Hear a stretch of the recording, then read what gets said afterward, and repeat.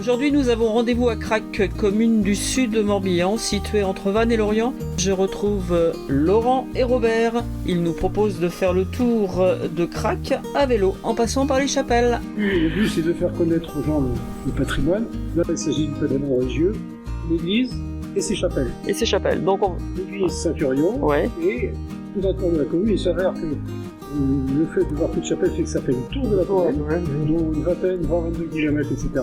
En longeant à l'est, on aura la rivière et à l'ouest, on aura la rivière du Crac. Donc c'est vraiment une très bonne zone. l'église Saint-Turion, si je me réfère à l'inscription au-dessus du porche, a été construite en 1809, date de 1809. Tout à fait, il existait avant une église qui apparemment était dans un état pitoyable et qui a été détruite. En 1809, les Cracois sont venus à la charge pour l'édification d'une nouvelle église. Alors à l'époque, c'est bien sûr c'est l'État qui payait, mais l'État n'était pas très généreux, puisque si on s'en réfère aux archives, le coût était à l'époque de 15 000 francs et l'État avait mis 3 500 francs généreusement sur la table, et ce sont les paroissiens, toujours, on entendra souvent ça dans les chapelles, les paroissiens, et ce sont les paroissiens qui ont souscrit des dons à hauteur de 11 500 francs, ce qui était considérable à l'époque. Bien sûr. Voilà.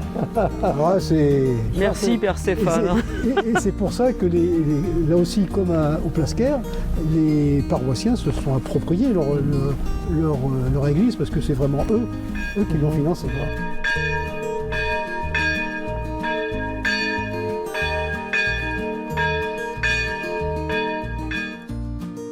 Bernard, un des coprésidents de l'association de sauvegarde de la chapelle du Plasquer. Tout à fait. Bernard, tu peux nous en dire plus sur ta super chapelle? Oui, ce qu'on peut dire, c'est que ce n'est pas la première chapelle qui a été érigée sur ce site-là, que c'est vraisemblablement la quatrième, qui a été commencée en 1872, sous l'impulsion de l'abbé Lequinf. Il a dû réquisitionner 200 personnes, quoi. L'abbé Lequinf qui devait être, qu'on retrouve à pas mal d'initiatives sur les chapelles de Marec, par exemple, et on trouve cet homme qui devait être un organisateur de première main et qui avait une sœur qui gérait le presbytère avec lui et qui devait être qui gérait la partie financière des affaires. Début de la construction 1872, fin de la construction 1874, donc 2 ans c'est court quand on voit ce qui a pu être fait. À l'initiative de René Lemené, il y a eu, et d'autres, mais le maire de l'époque, il y a eu la création de l'association en 1971. Ici, on divise toujours le matin, c'est le pardon, l'après-midi, c'est pas le laïc. Il faut trouver des sous. Le laïc. Le nerf de la guerre. Donc il faut trouver un peu d'argent. Et donc, cette année, on avait donc dressé, avec l'aide de la mairie bien sûr, 4 grands chapiteaux, plus le chapiteau du recteur, et je pense qu'on avait 400 personnes à la messe.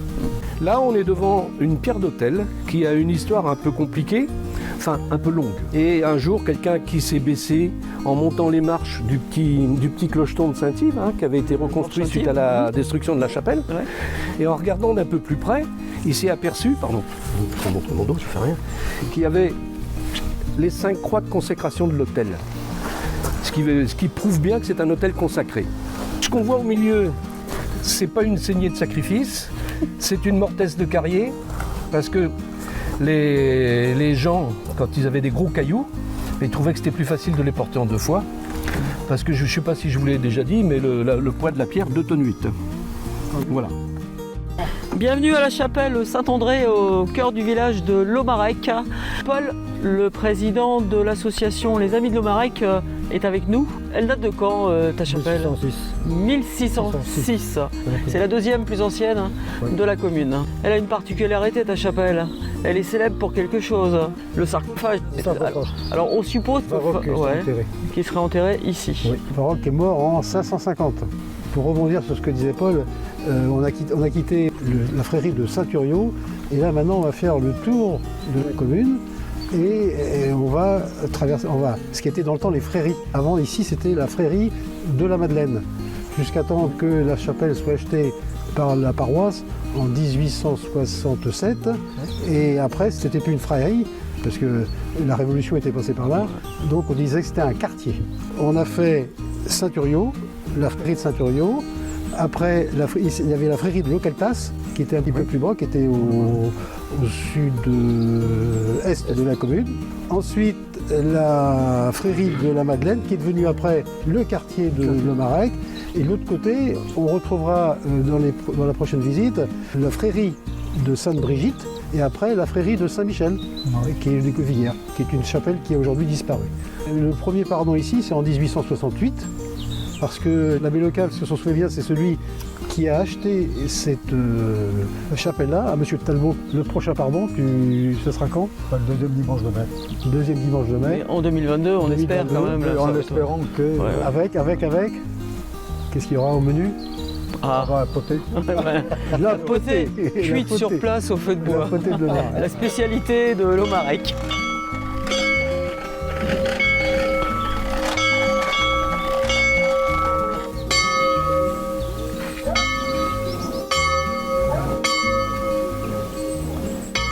La chapelle Saint-Aubin va nous être présentée par Roland, le président de l'association Les Retrouvailles de Saint-Aubin. La chapelle a été construite en 1624, il y a une date au-dessus du porche d'entrée. Ici, c'est le village de Carvin. Hein, Oui, c'est le village de Carvin. Et on a transféré la statue de Sainte-Brigitte qui est venue ici. Oui. C'est devenu Carvin-Brigitte et puis la chapelle dédiée à Sainte-Brigitte. C'était la paroisse, non pas de Saint-Aubin, mais la paroisse de Sainte-Brigitte. Oui. Et après, c'est devenu le quartier de Sainte-Brigitte. D'accord, ouais. Par contre, au cadastre, c'est Saint-Aubin. Elle est toute petite la chapelle, mais Oui. il y a quand même certainement des choses à voir à l'intérieur. Oui, Alors, il y a les travaux qui ont été faits, quoi. Il y a des travaux qui ont été faits, et puis tu as des restaurations Oui, la qui ont été restauration. entreprises. Voilà, donc tu as les statues. Les statues, la restauration de l'hôtel qui est en cours parce que l'année prochaine on va en faire la continuité. Moi je veux retrouver comme c'était, comme j'ai connu étant petit. Tu as la statue de Sainte-Brigitte, bien évidemment, Oui, elle et est la à droite. statue de Saint-Aubin. C'est des plâtres Il y a peints, c'est la statue de Saint-Aubin, elle est en plâtre et celle de la statue de Sainte-Brigitte, elle est en bois. Prochain pardon. C'est normalement le 28 août 2022. Voilà. Et c'est toujours le 4e dimanche. Nous arrivons à la chapelle Saint-Jean, dernière étape de notre périple, et celle-là, elle se mérite. On n'a pas pédalé tout ce temps pour découvrir cette belle chapelle de la fin du XVIe, donc 1586. La chapelle aurait été construite à partir de pierres qui venaient d'un site des Templiers qu'on a vu lorsqu'on était tout à l'heure à la chapelle du Plasquer, des restes d'un bâtiment détruit et qui aurait servi, comme l'église paroissiale, à construire cette chapelle-là. Il y a également à proximité une fontaine, mais qu'on ne verra pas et qu'on ne peut pas voir. Oui, la fontaine qui se trouve en contrebas dans le vallon, qui est une très belle fontaine qui ressemble beaucoup à celle de Saint-Thuriau dans le bourg de Grac, et donc avec la fontaine elle-même, avec son chapiteau, puis un grand lavoir autour, entièrement pavé. Donc la chapelle, pour juste en parler de mots, elle est très sobre, hein, très belle, mais très sobre. Hein. Et sa particularité qu'on aime bien, c'est ce petit banc qui est autour là. Alors, on voyait, d'après ce qu'on dit, les hommes qui étaient pas très portés sur les offices religieux attendaient leur épouse sur ce banc-là, sans se fatiguer. Mais par contre, c'est très curieux hein, d'avoir un banc qui fait tout le tour de la chapelle. On a une inscription là-bas sur les pierres de façade. Ah, Et oui. le rôle C'était procureur du roi qui a dû, à un moment donné, signer un papier quelconque pour autoriser la construction de la chapelle. Cette chapelle, à différence des toutes les chapelles qu'on a vues, celle-ci, il n'y a pas d'association. On a vu partout des associations qui s'occupaient de la restauration, de la rénovation, de l'animation. L'animation, oui. Et celle-ci, peut-être qu'un jour, il y aura une association de toute façon à faire vivre. Alors justement, on va profiter de la porte ouverte, nous, pour aller visiter l'intérieur, hein, avant de reprendre notre vélo pour retourner à dans le Saint-Thuriau, là on est parti.